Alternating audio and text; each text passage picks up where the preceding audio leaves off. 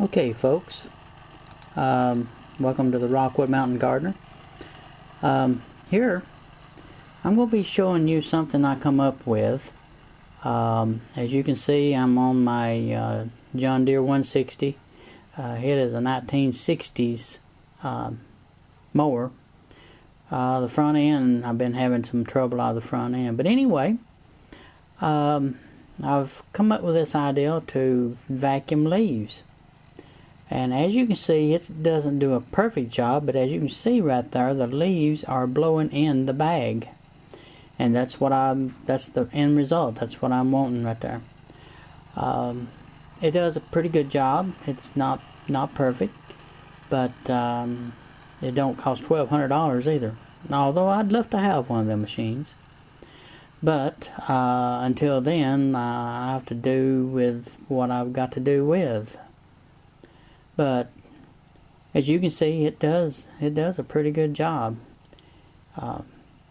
Sometimes the bag comes off and I have to take, and sometimes it gets clogged up, and sometimes I have to get off and unclog it. But as you can see right there, the leaves are blowing in the bag and they're chopped up. You have to leave a little air gap, and you can see it there on the back end, sorta. You have to leave a little air gap so the air can escape, so the leaves has a place to go.